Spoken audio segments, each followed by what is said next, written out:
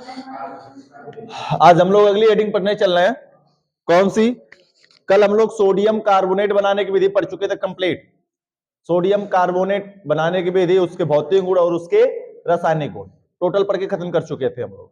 अब पढ़ना हम लोगों को सोडियम बाई कार्बोनेट।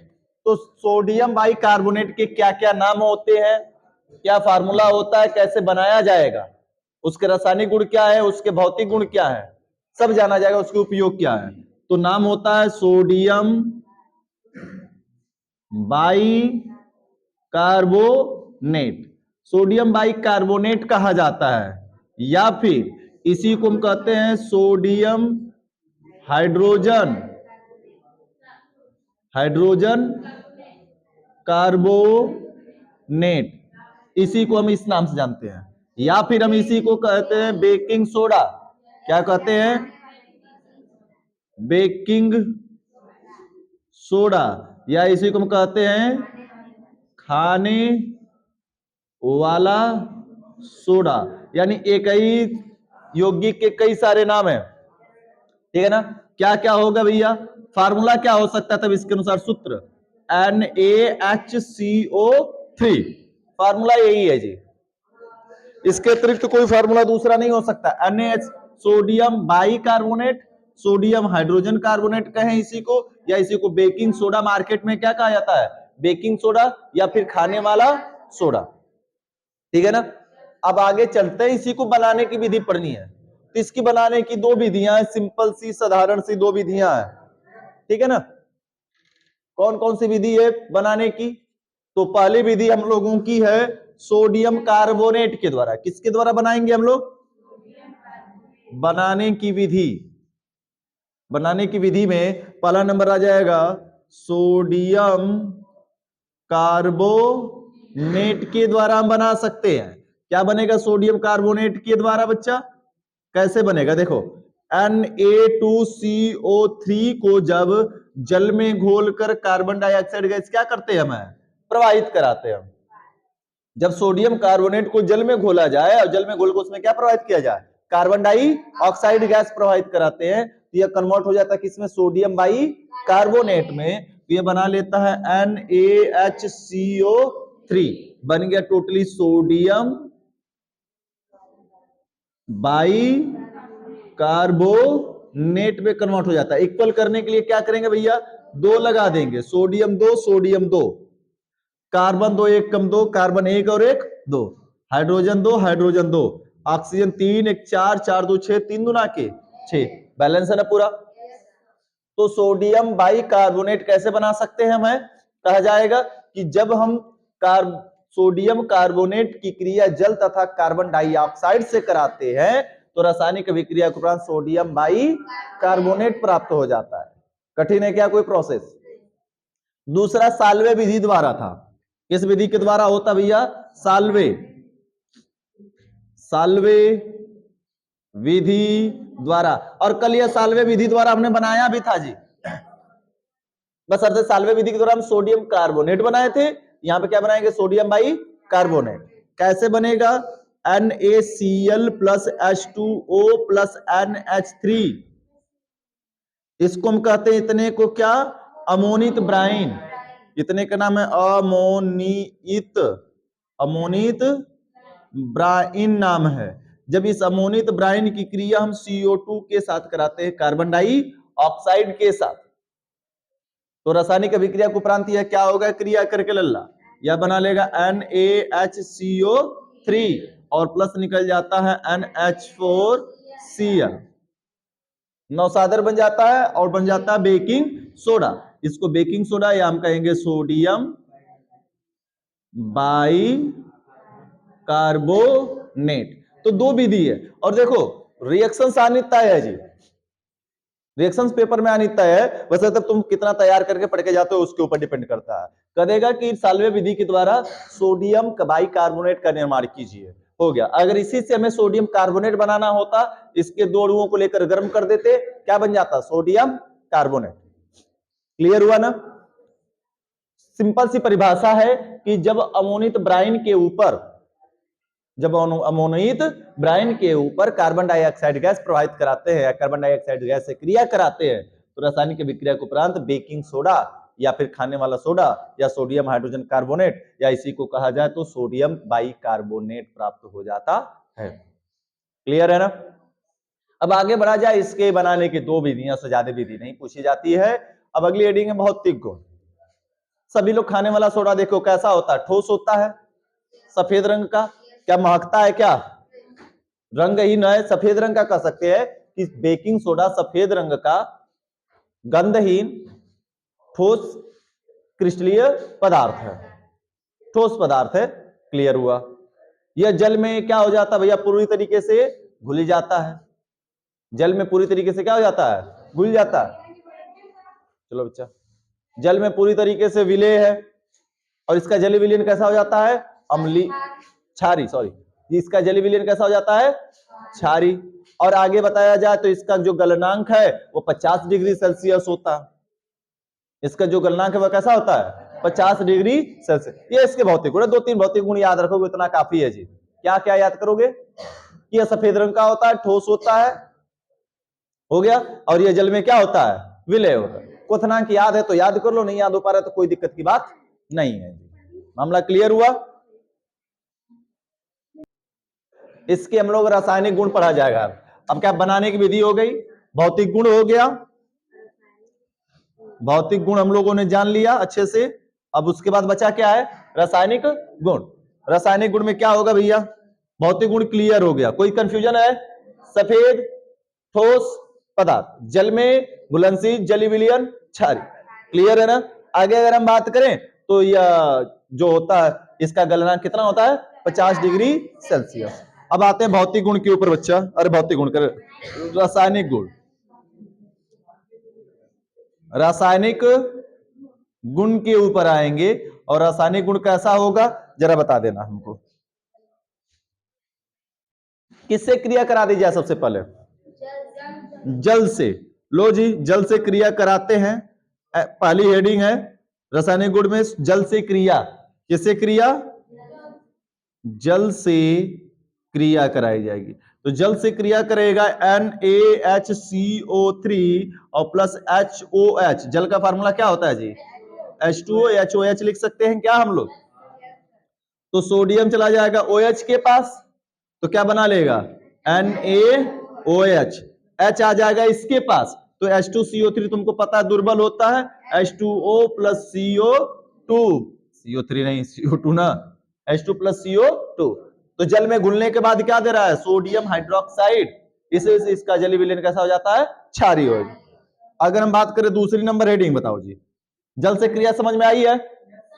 यानी कि जब बेकिंग सोडा की जल से क्रिया कराते हैं तो कास्टिक सोडा जल और कार्बन डाइऑक्साइड, पूरा साफ साफ क्लियर दिखाई दे रहा है जी। ये प्लस है, ये प्लस है, ये माइनस है, ये माइनस है। तो प्लस वाला किसके पास जाएगा, माइनस वाले के पास, माइनस प्लस वाला किसके पास आएगा, माइनस वाले के पास। तो आके जुड़कर बना लिया जी, कोई तकलीफ की बात है क्या? अगली हेडिंग किससे क्रिया, सल्फ्यूरिक अम्ल से क्रिया। टार्टरिक अम्ल सल्फ्यूरिक अम्ल, ठीक है, टार्टरिक आगे करा देते, सल्फ्यूरिक से कराकर।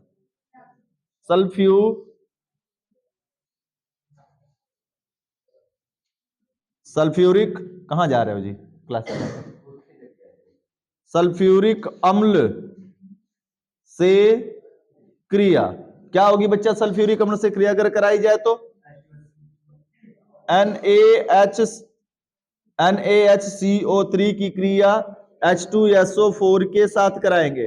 अरे कुछ नहीं होगा, सोडियम जाएगा हाइड्रोजन को रिप्लेस करेगा और बना लेगा सोडियम Na2SO4 और प्लस H आकर पुनः इसके साथ मिलकर क्या बना लेगा, H2O प्लस CO2। बैलेंस करने के लिए अनुमान विधि लगा बैलेंस कर सकते हैं ना।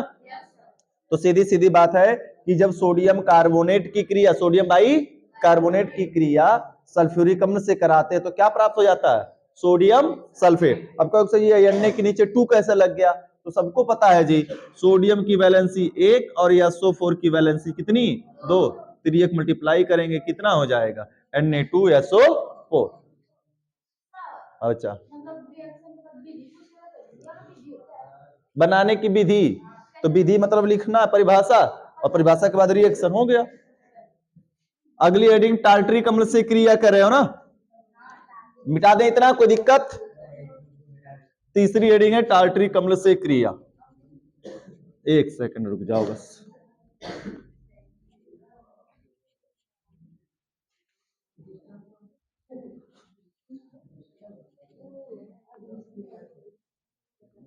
देखो जी, टार्टरिक अम्ल से क्रिया तीसरा नंबर, और अच्छे से पता है टार्टरिक अम्ल का फार्मूला, टार्टरिक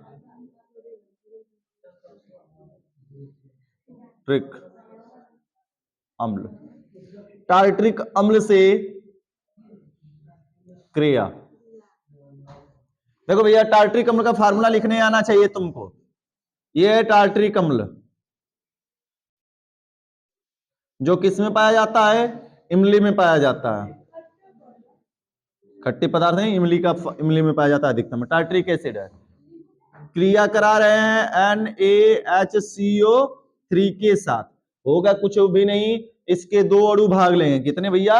दो अणु भाग लेंगे। एक सोडियम एक हाइड्रोजन को, एक सोडियम एक हाइड्रोजन को रिप्लेस करेगा, ठीक है ना। जब रिप्लेस करेगा तो यहां पे क्या हो जाएगा? HOCH COH H बना लेगा जी, और ऊपर क्या हो जाएगा?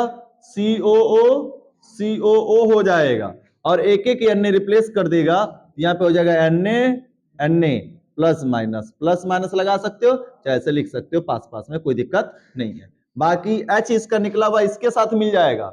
एक H मिलेगा H2CO3, एक H मिलेगा H2CO3, तो 2H2CO3 बनेगा ना, और दोनों टूटेगा, और दुर्बल है तो टूट के क्या बनाएगा? 2H2O और प्लस 2CO2 बना लेगा जी। इसको कहेंगे सोडियम टार्ट्रेट। क्या कहा जाएगा? सोडियम टार्ट्रेट कहेंगे हम इसको। कोई कंफ्यूजन भरी बात है क्या? तो साधारण सी बात है कि जब टार्ट्रिक अम्ल की क्रिया सोडियम बाइकार्बोनेट के साथ कराते हैं तो सोडियम टार्ट्रेट प्राप्त हो जाता है।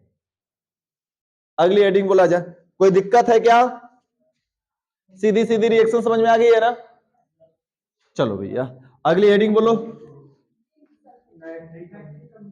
नाइट्रिक एसिड से क्रिया।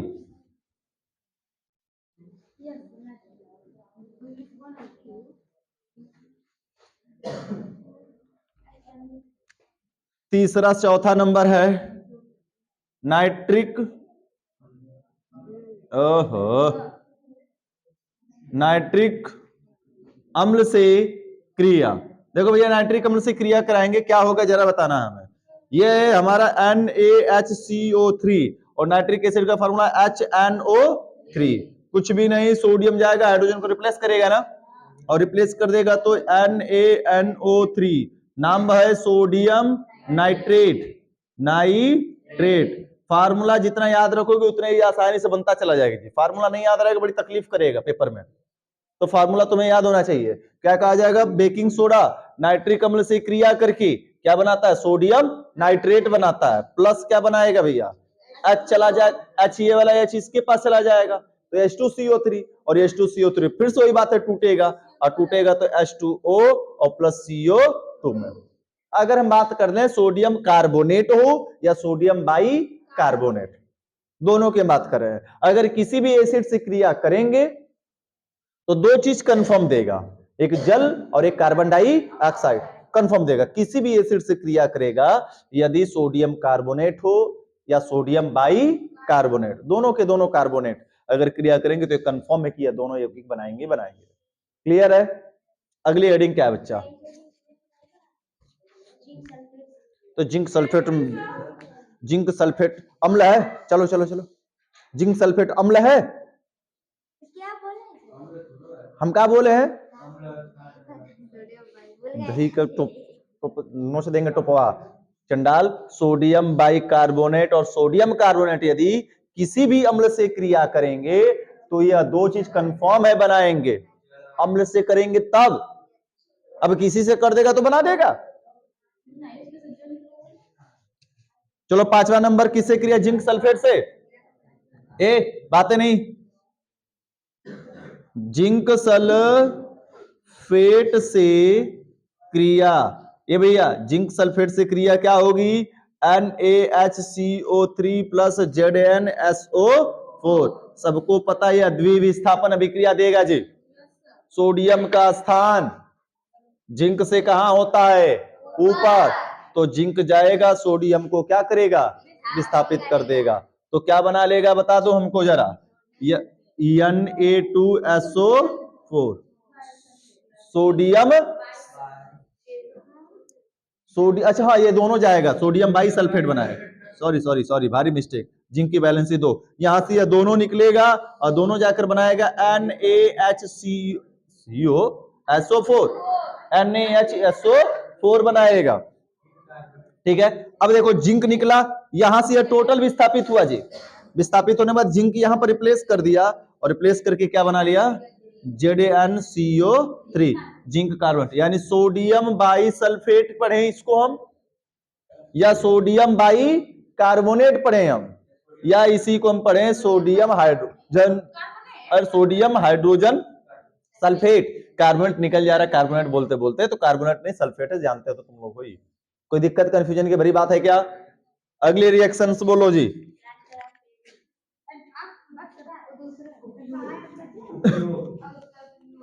उपयोग क्या है जी? उपयोग सबको बचपन से पता है कि हमें बताना पड़ेगा उपयोग इसका। पहले बताओ, सोडियम कार्बोनेट का उपयोग क्या, गुलगुल्ला बनाने में? उपयोग गुलगुलाई है क्या आज? उपयोग क्या है भैया?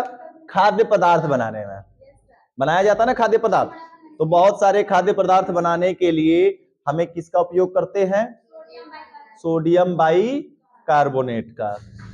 और उसके बाद भैया इसका उपयोग सोडियम कार्बोनेट बनाने में भी किया जाता है। उसके बाद इसका उपयोग किसमें किया जाता है? वही कास्टिक सोडा बनाने में कर सकते हैं, ठीक है ना, कागज उद्योग में किया जाएगा। इन सबके क्या हो गए, ये सारे के सारे उपयोग हो गए। कोई कंफ्यूजन भरी बातें हैं? नहीं ना। तो यहां पे हम लोगों का sodium by carbonate, sodium hydrogen carbonate, baking soda या खाने वाला सोडा को हमने बनाया भी, भौतिक गुण भी चेक कर लिए हम लोग, समझ लिए, इसके हम लोगों ने रासायनिक गुण भी पढ़ लिया, और क्या पढ़ लिए, उपयोग भी। यहाँ पे मामला कोई दिक्कत कंफ्यूजन भरा है तो बताओ पहले। अब अगली हेडिंग हम लोगों की होगी, ए भैया सुनो ध्यान से, अगली मेन हेडिंग है प्लास्टर,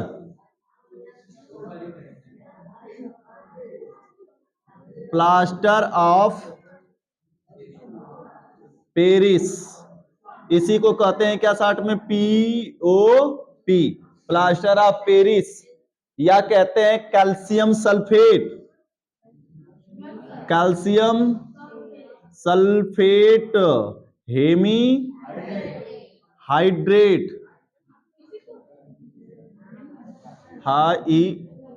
ये ड है थोड़ा सा, कैल्शियम सल्फेट हेमी हाइड्रेट।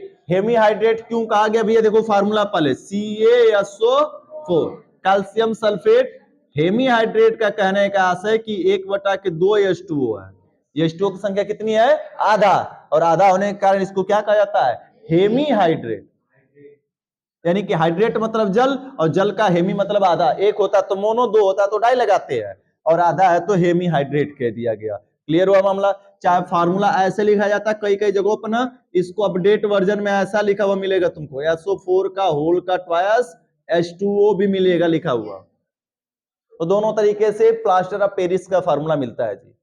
अब इसी को हम लोग पहले क्या करेंगे, बनाएंगे, और ये काफी इंपॉर्टेंट है, पेपर में कंफर्म है, यहां से पूछा जाएगा, इस बात का ध्यान रहे, ठीक है। एक क्वेश्चन आता है कि POP बनाइए, प्लास्टर ऑफ पेरिस का निर्माण कीजिए, या कहता है कि जिप्सम का निर्माण कीजिए, तो जिप्सम प्लास्टर ऑफ पेरिस के फार्मूले में कोई अंतर नहीं है, बस थोड़ा सा अंतर होता है जी, बनाने की विधि। ए भैया लुक एट बोर्ड पर, डोंट बतियाई। पहला नंबर किसके द्वारा हम लोग बनाएंगे जी, अदपसम, जिप्सम के द्वारा बनाया जाएगा। जिप्सम का फार्मूला देखो मुस्कुराते हुए, CaSO4 × 2H2O, कुछ नहीं, बस यहां पर 1/2 है, यहां पर 2 हो गया, यही है जिप्सम। जिप्सम, जब जिप्सम की क्रिया किसके साथ कराते हैं, जल के साथ, किसके साथ, H2O, जल के साथ कराते हैं, तो रासायनिक अभिक्रिया को प्रांत 120 डिग्री सेल्सियस से, अरे इसको गर्म किया जाएगा ना, गर्म करेंगे, हम उल्टा बना दे रहे थे, थोड़ा बनाने की विधि पा गए थे जिप्सम का। 120 डिग्री सेल्सियस से 130 डिग्री सेल्सियस ताप पर क्रिया कराते हैं तो क्या होता है भैया? अरे 120 से 130 क्या हो गया?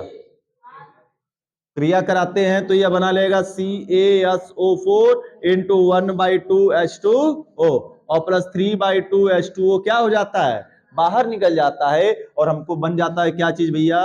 POP, plaster of Paris. यानी साधारण से सिंपल सी बात है, पेपर में कई बार पूछा गया है, क्या होता है जब जिप्सम को हम गर्म करते हैं? तो जिप्सम को जब हम गर्म करते हैं तो क्या बनता है भैया?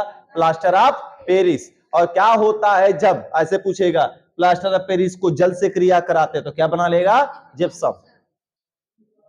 साधारण सी विधि है जी, सिंपल सी बातें हैं। मिलाओ CaSO4 1 है, CaSO4 1 है, जल के अणुओं की संख्या 2 है, 1/2 3/2 जोड़ोगे तो जोड़ने पर कितना हो जाएगा? 2H2O। देखो एलसीएम ले लो, 2 एलसीएम होगा, 2 और 1 और 3 4, 4/2 यानी कट कर कितना बचेगा? 2। तो यानी 1/2H2O और 3/2H2O मिला देंगे तो कितना H2 बनेगा? 2H2O बन जाएगा। यानी this reaction is balance also. ठीक है ना? ये रिएक्शन पहले से ही क्या हो गई है? बैलेंस हो चुकी है। मामला क्लियर हुआ? अगर हम आगे बात करें भैया कि इसको और किसी विधि से बना सकते हैं क्या, तो जिप्सम से ही बनाया जा सकता है। अन्य कोई प्रोसेस बनाने की इसमें तुम्हें हाई स्कूल में चाहे इंटर में नहीं पूछा जाएगा। तो हाई स्कूल लेवल तक इतना ही सिंपल सी विधि है। कोई तकलीफ है क्या? है ना? आता पेपर में इंपॉर्टेंट है, याद रहे, भूलने वाली कोई रिएक्शंस नहीं होनी चाहिए कि ये भूल जाओ। और फार्मूला याद रहेगा तो ही हो पाएगा, फार्मूला नहीं याद रहेगा तो कुछ नहीं हो पाएगा। अब इसका भौतिक गुण पे आते हैं जी। यह किस रंग का देखोगे? पीओपी सफेद रंग की होती है। दीवालों पर पीओपी प्लास्टर ऑफ पेरिस लगाया जाता है, डिजाइन बनाया जाता है, छतों पर देखे होगे पीओपी की मूर्तियां आती हैं, सफेद रंग की बनी हुई होती है। अब महिला मुख काया पलट जादुई केंद्र में भी पीओपी लगाया जाता है, यानी पुट्टी मारी जाती है। ठीक है ना? तो वो भी वहां पर भी होता है ना ही कि लड़के बेचारे जैसे वैसे ही सही है का जी। ठीक है ना मामला? वो एक तो अपवाद में हमारे अरविंद सर जी हैं। हाँ, हाँ। अरे भौतिक गुण न बता रहे हैं इसका, तो उपयोगों में आ गया बच्चा। भौतिक गुण सफेद रंग का ठोस है, ठीक है ना? सफेद रंग का ठोस पदार्थ होता है और यह जल में क्या है? अविलेय, अल्प विलेय नहीं, अविलेय, घुलबे नहीं करेगा। मामला क्लियर हुआ? ज्यादा ज्यादा तुमसे 2 पूछेगा, 2 से अधिक भौतिक गुण या उपयोग नहीं पूछा जा सकता है। ठीक है ना? तो 2 से ज्यादा उपयोग नहीं आने वाला ना जानने वाला, तो इतना तैयार कर लोगे, कोई दिक्कत है क्या? 2 तो जानते रहना ही चाहिए, क्योंकि देखियो सफेद रंग का ठोस पदार्थ है, ये पानी में घुलता नहीं है। मामला फिनिश, खत्म, टाटा बाय बाय। अब आएंगे क्या चीज? रासायनिक गुण में। ये बनाने की विधि खत्म, मामला। और हमने क्या खत्म कर दिया? इसका भौतिक गुण भी हो गया जी। ठीक है, अब बचा क्या बनाने की? रासायनिक गुण।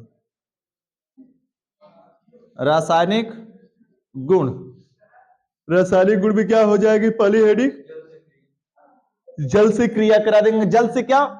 इसी रिएक्शन को उल्टा कैसे क्रिया कराएंगे? जल से क्रिया, जल से क्रिया। कुछ न तो याद रखो, इसी रिएक्शन को उल्टा याद कर लो। क्या हो जाएगा? CaSO4 into 1/2H2O plus 3/2H2O। Reactions क्या हो जाएगी भैया? CaSO4 इंटू 2H2O क्या बन गया?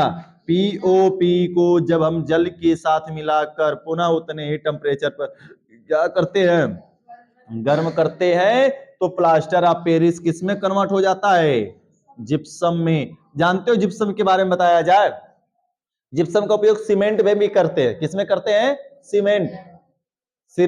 सीमेंट जो होता है, जो दीवारों पर लगा जाता है, इसमें इसका उपयोग करते हैं।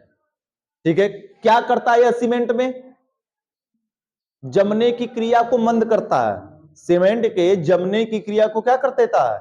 मंद कर देता है। अगर सीमेंट में इसकी मिलावट न की जाए, जिप्सम की, तो सीमेंट लगाते ही तुरंत क्या होगा? जम जाएगा। और अच्छे से पता है कि तेजी से जमने वाला सीमेंट वो बेकार होता है, खराब होता है, उसका उपयोग नहीं करना चाहिए। दीवार कभी टूट सकती, चटक सकती है। अगर किसी को ऐसा नहीं समझ में आया, समझाते हैं। एक दिन में तो पूरा मकान तैयार हो नहीं सकता। ये हो जाएगा? कभी नहीं जी। मान लेते हैं 15-20 ईंटें की इतनी सी दीवार आज तैयार किया, मिस्त्री इतना दीवार तैयार किया, इस दीवार की निचला 4-5 तल्ले तक वजन जो आया, क्या कितना अधिक से अधिक वजन आएगा? थोड़ा सा वजन हुआ ना। और वह कल पूरी दीवार जम चुकी है, पूरी पक गई दीवार। अब उस पर फिर कल इतना ऊंचा दीवार जब डालेगा तो वजन बढ़ेगा। नीचे वाले में भी गैप था, कम वजन होने के कारण थोड़े थोड़े अणुओं के बीच गैप रह गए होंगे और वो अणु जम गए। जब अणु जम गए तो ऊपर से ज्यादा वेट पड़ेगा, छत पड़ेगा, तब वो चिपकना शुरू होंगे ऐसे। और जब चिपकेगा तो चिपकेगा नहीं, बल्कि वो टूटेगा। और जब टूटेगा तो बीच में दीवार क्या होने लगती है? क्रैक होने। इसलिए धीरे धीरे जमने वाला जो सीमेंट होता है तो वो मंद गति से जमता चला जाता है, तो ऊपर से दीवार जब वजन पड़ता है, छत पड़ जाता है, तो पूरा वजन पड़ जाता है, तो अच्छे से वो धीरे धीरे जम जाता है। इसी वजह से देखो डेली टू डेली पानी छिड़का जाता है जब दीवार बनाई जाती है, ताकि उसको पानी मिलता रहे और वह क्या होता रहे? जमता रहे धीरे धीरे वजन के हिसाब से, ठीक है ना। और तेजी से जमने वाला सीमेंट खराब। उसका उपयोग कब करते हैं? तेजी से जमने वाले का। जब कोई मंत्री नेता आ रहे होते, फटाफट काम दिखाना हो, झटके से काम बनाकर तुम दिखा दे, देखिए दीवार पक्की खड़ी हो गई। लेकिन क्या होता है, 4-5 दिन बाद फिर वही दीवारों में क्रैक आने लगता है, ठीक है ना। तो मामला यही है, दिक्कत है। तो जिप्सम जमने की क्रिया को क्या करता है? मंद कर देता है। तो सिंपल सी बात है सर जी, कि जब प्लास्टर ऑफ पेरिस को जल में घोलते हैं तो क्या बना लेता है? जिप्सम बना लेता है। अगला नंबर होगा उष्मा का प्रभाव। आगे क्या करेंगे? इसको गर्म करेंगे हम लोग। जब गर्म किया जाएगा तो क्या बन जाएगा भैया? उष्मा का प्रभाव। जब गर्म करोगे CaSO4 इंटू 1/2H2O को, क्या बनेगा जी? बता दो जरा। बन जाएगा CaSO4 और प्लस क्या निकल जाएगा? 1/2H2O बाहर निकल जाएगा। बैलेंस करने की बात आएगी, बैलेंस कर सकते हैं, या बैलेंस पहले से ही है। अगर 2 लगाकर 2 वाली रिएक्शन के हिसाब से बैलेंस करोगे तो कुछ ऐसे लिखोगे, CaSO4 का होल का ट्वाइस इंटू H2O, और गर्म करोगे तो यह क्या बनेगा? 2CaSO4 प्लस क्या हो जाएगा? H2O। देखो बैलेंस हो गया कि नहीं हो गया? तो क्या बन जाता है? जब प्लास्टर ऑफ पेरिस को POP को हम गर्म करते हैं तो किसमें कन्वर्ट हो जाता है? कैल्शियम सल्फेट में गर्म हो जाता है, बदल जाता है। अरे वो डिग्री सेल्सियस लिख दो भैया, लिखना जरूरी है, लिख दो लो, कोई दिक्कत है?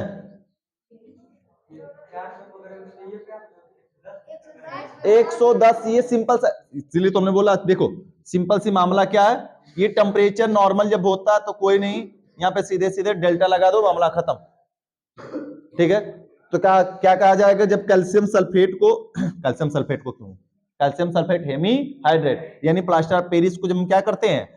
गर्म करते हैं, टेम्परेचर 110 120 लिख सकते हैं, या जब गर्म करते हैं तो कैल्शियम सल्फेट और क्या प्राप्त हो जाता है? जल। चाहे ये वाला फार्मूले के हिसाब से कराओ, चाहे इस वाले फार्मूले के हिसाब से रिएक्शन करा दो, कोई भी दिक्कत की बातें बिल्कुल ही नहीं है। मामला क्लियर हुआ ना? कोई तकलीफ किसी को है? उपयोग में जानते हो कि नहीं जानते उपयोग? टूटी हुई हड्डियों का क्या किया जाता है?